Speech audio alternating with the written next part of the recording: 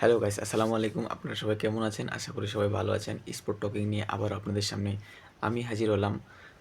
বরাবরের মতো আপনাদের সামনে স্পোর্টীয় কিছু কথাবার্তা তুলে ধরার জন্যে। সো বেশি কথা না বাড়িয়ে চলুন মূল ভিডিও শুরু করা যাক।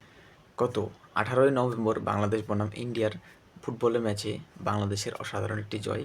22 বছরের যে কৃতিত্ব তারা নিজের ঘরের মাঠে জিততে পেরেছে প্রথমবারের মতো বাংলাদেশ। সেটি পুরো ক্রেডিটটাই আমি হামজা চৌধুরীকে দিব, কারণ তার দলনেতা, তার পারফরম্যান্স পুরো অলরাউন্ডার যাকে বলে, যা ক্রিকেটের ভাষায় একেবারেই সহজ অলরাউন্ডার, মানে সব কোয়ালিটি সম্পন্ন একজন প্লেয়ার। আর হামজা চৌধুরী ঠিক তেমনই একজন, মাঠের মধ্যে কখনো গোলকিপার, কখনো মিডফিল্ডার বা কখনো স্ট্রাইকার হিসেবে এই নেতৃত্ব দিয়েছে।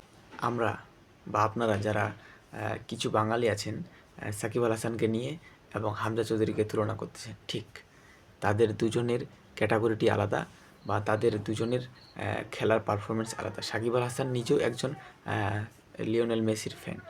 সো এখানে দুটো ডিফারেন্ট জিনিসকে আপনারা এক করে কে বেশি সুপারস্টার, কে বেশি কি, আচ্ছা ক্রিকেটের রাজত্ব কি হামজা চৌধুরী কখনো আসতে পারবে বা সাকিব আল হাসান কি ফুটবলে সেরকমভাবে যেতে পারবে? আপনারা যারা এই যে কুমন্তব্য করতেছেন, আমাদের তো আরও গর্ব করা উচিত যে বাংলাদেশের মতো একটা দেশে আমরা দুটো বড় বড় সুপারস্টার পেয়েছি। হামজা চৌধুরী নতুন, সাকিব আল হাসান আমাদের পুরনো।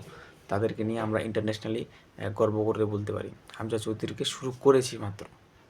তো এই দুটো ভিন্নধর্মী আপনারা এক করে দেখতেছেন কেন? সাকিব আল হাসান দেশে থাকলে কি সাকিব আল হাসানকে আপনারা ফেলে দিতে পারতেন? বা সাকিব আল হাসানের মুখে কি বলতে পারতেন যে আপনি বড় সুপারস্টার না, হামজা চৌধুরী বড় সুপারস্টার?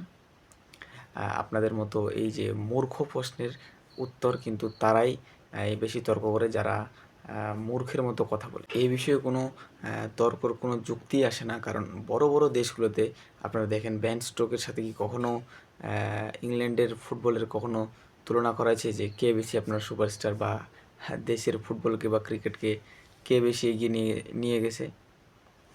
এরকম কিন্তু কখনো না, কারণ ইংল্যান্ড কিন্তু একবার বিশ্ব চ্যাম্পিয়ন, তার উপর অনেক সুন্দর, মানে টপ লেভেলের ফুটবল খেলে, ক্রিকেটও তো তারা রাজত্ব।